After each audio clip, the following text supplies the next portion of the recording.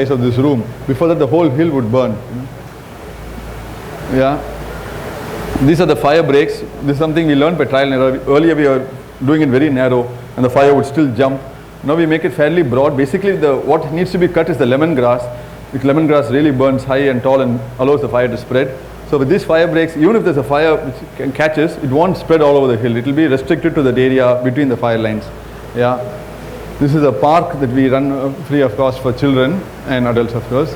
It used to be a garbage dump and has been completely transformed now. It's a geodesic dome.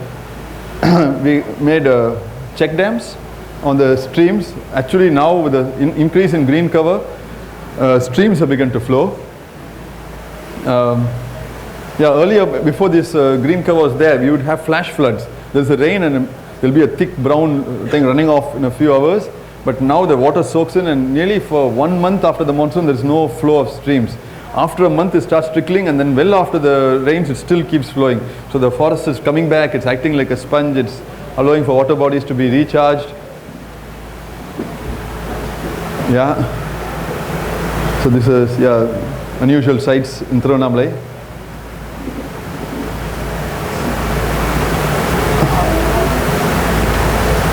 So we actually have spotted deer come back. You don't know if it's a boon or a menace because they jump into our nursery and eat up our hatchlings. Actually, saplings and also our trees get thing. But we also have porcupines, civet cats, langurs, hares, of course, monitor lizards, chameleons. All the big four are there. This is it's moving. Yeah, and the kukris. Frogs, of course, various things. Lots of birds. Little slower on the birds. Oh, slower. Back.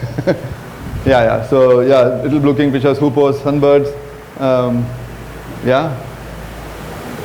This is quite funny. We have Brahmani kites living behind our house, a pair nesting, and all the time we keep hearing a call. And the villagers, they believe it's Vishnu's vehicle, right? So they call it Hari, Vappa, Vaya, and they offering it fish curry. So all the time we have villagers trooping through behind our house offering fish curry to the poor Brahmanis who would probably forget to hunt and learn just to eat, these things. Yeah. We have the eagle owls, quite a good population. We have the cuckoo shrikes, the malkohas. We have both the malkohas, lesser spotted eagle, minivets, painted spurfowl I saw 2 days back, bee eaters. Yeah, the Sirkir Malkoha, the mottled wood owl I've heard number of times but never seen till now. And of course abundant of butterflies. There are various butterflies, I don't know butterfly names. The glory lilies. These are our houses. We want to live as sustainably with as small ecological footprint as possible. So this is Govinda's house. That is my house. So we are completely powered only by solar, which means we live with very little, of course, electricity. But the only people in Tiruvannamalai who don't have power cut. Tiruvannamalai power cut is 8 hours a day. Biogas. Organic farming. We have lots of vegetables, lettuce and broccoli and whatnot. Our farm is open. All our projects are open for anybody who is interested to come and volunteer. If you want to come and volunteer. Which means getting your hands dirty, not coming and sitting and drinking coffee. Actually working. If you're ready to work, you're most welcome. Indians are generally hopeless at this, including me. If you're ready to get your hands dirty, please come. So I'll just quickly mention 2 sister projects. Just to mention so that you guys know, they work so silently that we don't know about them. This is the Gurukula Botanical Sanctuary, which I've been visiting for many years, which used to be on the edge of a forest like that, and now not good photographs, but they are working in Wayanad. They work with the Western Ghat plants. More than 2,000 varieties of plants are being saved there. This is the staghorn fern. Various orchids. The Malabar pit viper among orchids. This is the sanctuary. A lot of environment education happens there. This is the man behind it. His name is Wolfgang. He's been in India now for 35 years, has never left the country at all, speaks Malayalam only, I think he remembers a little bit of German. Married a Malayali woman, has children. His son is the Tarzan of India, I would say. No, completely. This is Suprabha. She won a Whitley Award a couple of years back for her conservation work. So they all live there and they all call themselves gardeners. You know, I think IIT Madras is trying to invite her for a talk in the next couple of weeks. Yeah, pitcher plants, fly traps. Yeah, and they call themselves Munnarakunnu, 3.5 hills. They have, over the years, he has managed to buy land from support to buy 3.5 hills, pull out all the tea and let the forest come back. So this is what it looks like now. There are more than 200 species of birds and as I said, 2,000 species of plants. Yeah, and this last. This is a couple called Bob and Tanya. I know some of you might know them. They came about 27 years back to India, just to Kodaikanal to look at the Shola forest, and when they saw the Shola forest being destroyed, they just couldn't take it. They went back home, packed up their whatever and came back, and have been living in Kodaikanal for the past 27 years and have been working towards saving the Shola forest. And most of the time they had to, through this 27 years, I think about 22, 23 years, the forest department felt they were enemies. So by the night they had to go into the forest, jump over the fences and plant the Shola species, because the government is still busy planting acacia and pine and eucalyptus, which are desirable species, of course. So they have, have a nursery of Shola trees. And now in the last 3-4 years, finally the government has kind of woken up and said, oh my God, we need to plant Shola. And they have asked them how to do Shola. These people have told them, and now they're moving to the next thing, which is Shola grassland species. There are only about 100 species of Shola trees, but there are 300 species of grasses in the Shola grassland. So they're now working on the Shola grassland. Yeah, they have one particular Shola is completely brought back by them called the Pambar Shola, from which the Pambar river comes. Yeah, they're working on the Mukurti peak also. Gurukula Botanical Sanctuary and Bob and Tanya work together, pulling out the acacia. They have a fence about this high with the Shola nursery, and the gouts jump over that and go into their nursery. Yeah.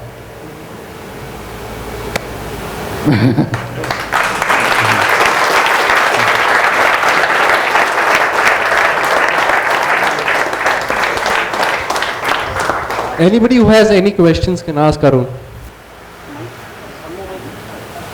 It doesn't necessarily have to be questions, it can also be comments, it can be whatever you want to say.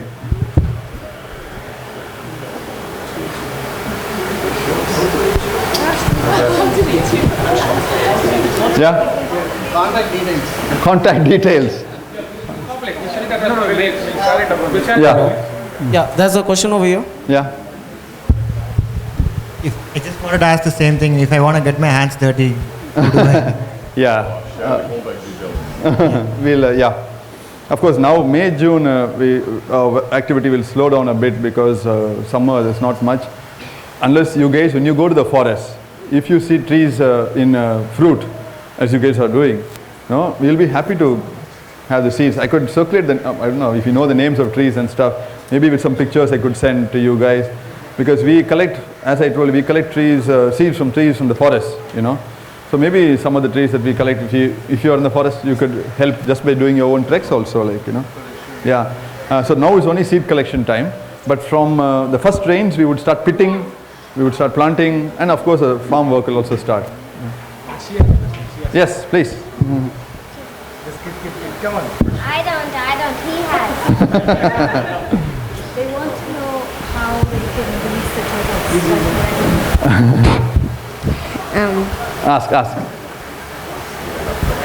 How do I release the turtles? All you have to do is be in the hatchery at the right time. So you come to our hatchery, you can talk to Akila, and most evenings we have hatchlings being released. Land up there and you can release hatchlings. Yeah. I wanted to ask, you mentioned that you needed to collect the eggs before they become hard within 6 hours. Why before they become hard? Is there any reason? Yeah, once they harden, the survival drops. I think the embryo gets fixed in a certain orientation, and it's disturbed after that, it doesn't survive. So before that hardening process starts, we have to relocate. How far this travels, one single shot can travel? The turtles? Yeah, we have some interesting records. One is that the loggerhead turtle with a satellite fixed on it, receptor fixed on it, had traveled from Japan to America and came back in 1 year. Wow. right across the Pacific, the vastest ocean, like, you know. The ones here are known to reach Sri Lanka within 4 to 6 weeks. So they move rapidly. They're fast travelers actually. That's a saying, you know, ஆமா how far it is true. அது வந்து மனுஷன் பூந்த வீடு உலகம் தான் உருப்படாமல் போயிடுச்சு. ஆமை வந்து எனக்கு தெரிஞ்ச ரொம்ப நல்ல விஷயம். Yeah. Why are the turtles so beautiful? Like you. Why are you so beautiful?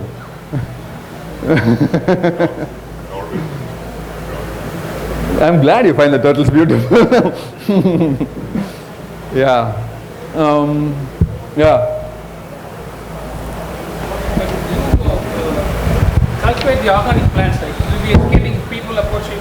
Yes, it's very difficult, but our neighbors, for instance, we should start with our neighbors.